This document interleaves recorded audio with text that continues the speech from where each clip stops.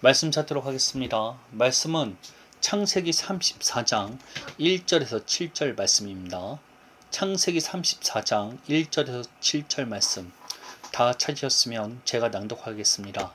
레아가 야곱에게 낳은 딸 디나가 그 땅의 딸들을 보러 나갔더니 히위 족속 중 히몰의 아들 그 땅의 추장 세겜이 그를 보고 끌어들여 간간하게 욕되게 하고 그 마음이 깊이 야곱의 딸 디나에게 연연하며 그 소녀를 사랑하여 그의 마음을 말로 위로하고 그의 아버지 하몰에게 청하여 이르되 이 소녀를 내 아내로 얻게 하여 주소서 하였더라.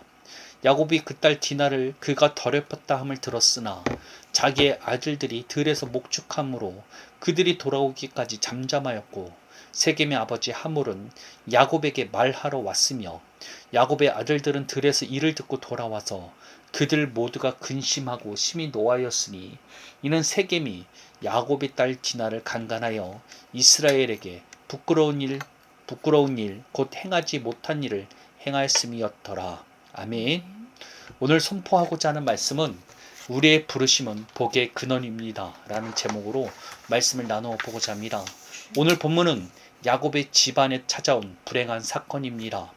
우리들은 이 사건을 통해서 왜 이런 일이 일어났는지에 대한 질문을 해보아야 합니다. 왜냐하면 이것은 단순히 우연히 찾아온 불행이 아니기 때문입니다. 야곱은 아브라함과 그의 아버지가 받은 복의 유업을 자신이 받기를 간절히 사모했던 사람입니다. 그는 이 복을 사모했고 이를 취하기 위해서 아버지를 속이는 일까지 행했습니다.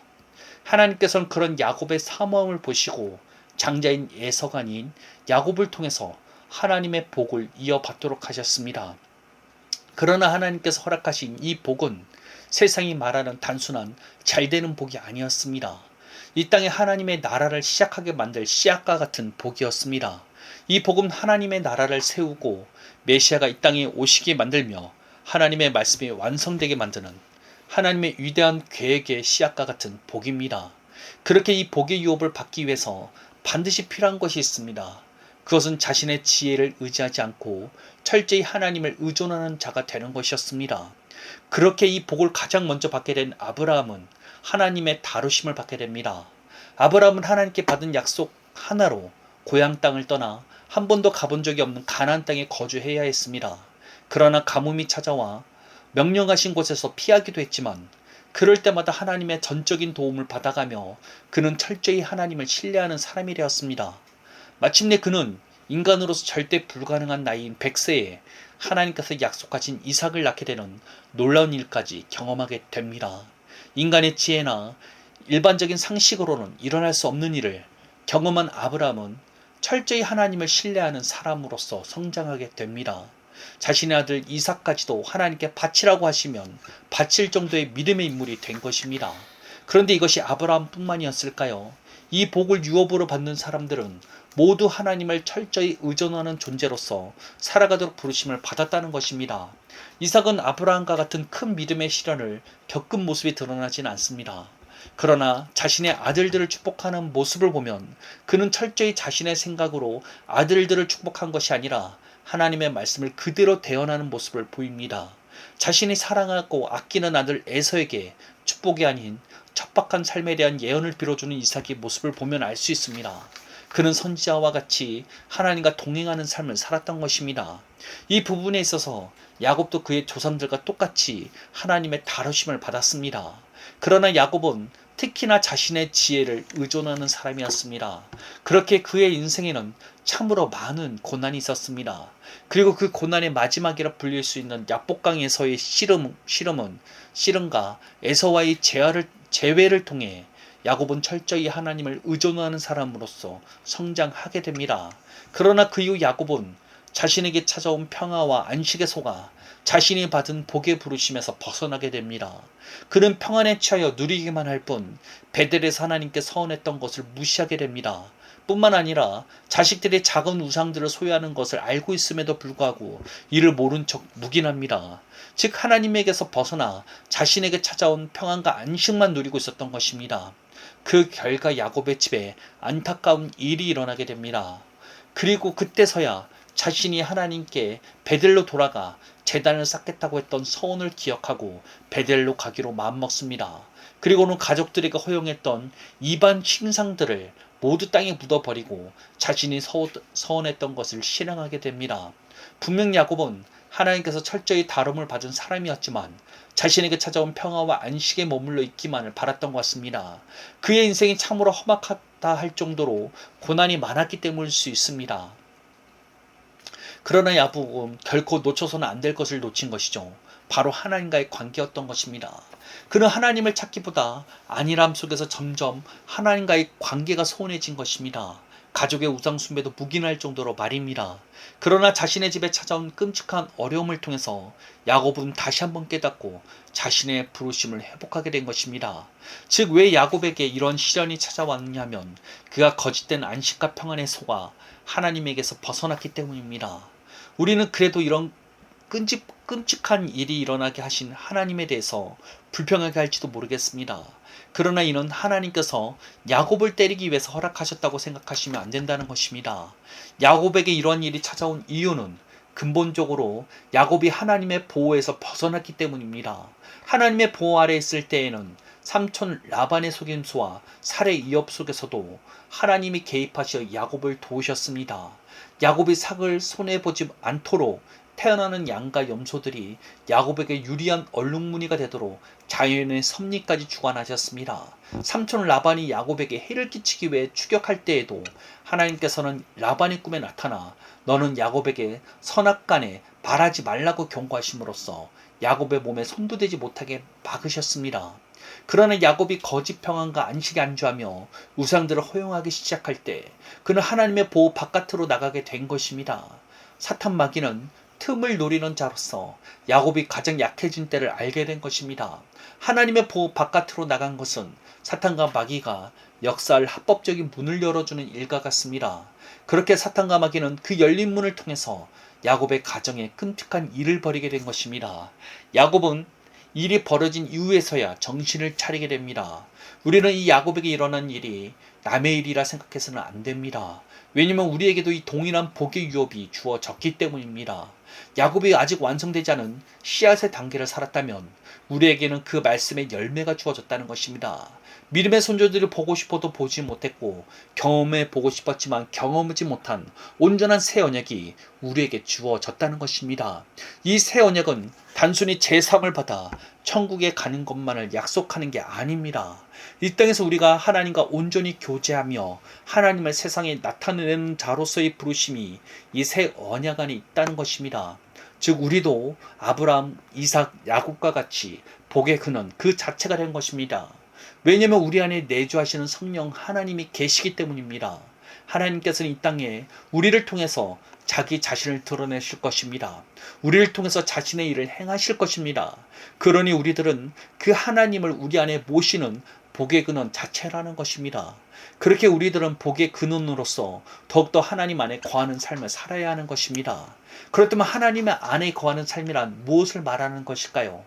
종교적 열심을 낸다면 하나님 안에 거하는 삶을 살 수 있을까요? 교회의 모든 공예배에 빠짐없이 참여하고 11조뿐만 아니라 감사헌금부터 모든 절기헌금을 철저히 준비하며 교회 봉사를 누구보다 열심히 하는 것, 그것만이 하나님께서 원하시는 하나님 안에 거하는 삶일까요? 그렇지 않다는 것입니다. 하나님 안에 거하는 삶이란 우리의 부르심을 알고 그 부르심에 따라 사는 것입니다. 요한복음 1장 1절에서는 태초에 말씀이 계시니라는 선포가 나옵니다. 그리고 14절에는 그 말씀이 육신이 되어 나오신 분이 곧 예수님이란 사실을 증거합니다. 그리고 우리의 존재 자체는 그 말씀이신 예수님을 통해서 이 땅에 새롭게 태어난 존재들입니다.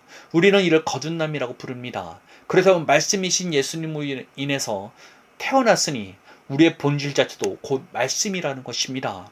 우리가 스스로 생각하는 나라는 존재는 이제 완전히 바뀌게 된 것입니다. 나라는 존재는 원래 어떠했습니까?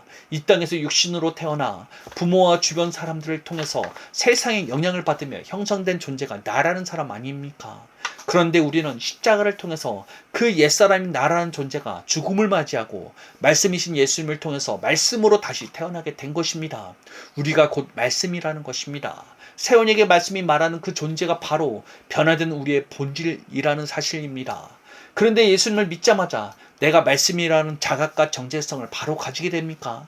그렇지 않다는 것입니다. 여전히 옛사람의 습성으로 생각하고 판단하는 게 우리 자신이라는 것입니다.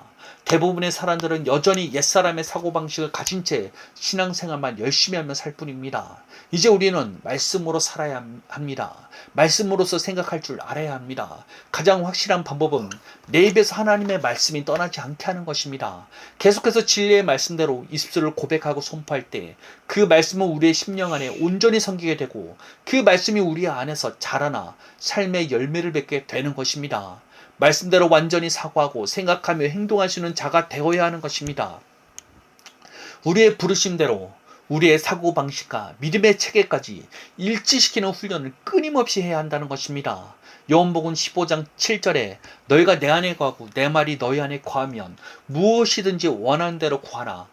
그리하면 이루리라 하셨던 주님의 말씀을 기억해 보시길 바랍니다. 이는 단순히 성경 구절 몇 개를 암송하는 수준으로 말하는 게 아닙니다. 우리가 성경을 단순히 암기한다고 해서 우리의 기도가 100% 이루어지던가요? 그렇다면 말씀이 우리 안에 있다는 것은 단순한 암기가 아니라는 말이 됩니다. 말씀이 우리 안에 거한다는 것은 우리의 생각과 존재가 말씀과 완전히 하나 되는 수준을 의미하는 것입니다. 우리가 말씀대로 계속 말하고 선포하다 보면 우리는 말씀의 시각으로 생각하게 되고 말씀이 우리의 모든 것을 지배하게 되는 것입니다. 우리 안에 심어진 말씀이 단순히 씨앗의 상태를 넘어서서 뿌리를 내리고 성장하여 무성하게 열매 맺게 되는 것, 그것이 바로 말씀이 우리 안에 거하는 것입니다. 그렇게 우리는 우리의 부르심을 깊이 깨달아야 합니다. 우리는 복의 근원으로서 하나님을 세상에 나타내는 부르심을 받았습니다. 우리는 철저히 하나님 안에 말씀 안에 머물러 있어야 그 복을 누릴 수 있으며 안전한 하나님의 보호 아래 거할 수 있다는 것입니다. 그리고 그 하나님 안에 거하는 삶이란 단순한 종교적 열심이 아니라 내가 그리스도 안에서 누구인지 나의 새로운 정체성을 깨닫는 것부터 시작해야 하는 것입니다. 여러분의 본질이 말씀이라는 사실을 깨달으시길 바랍니다. 우리는 말씀으로 태어났으며 말씀으로 살아가야 합니다. 말씀이 곧 우리 자신의 본질이라는 것입니다. 세상이 주는 내 생각, 내 육신의 판단이 아니라 말씀이 우리 자신이라는 사실을 확실하게 깨달아야 합니다.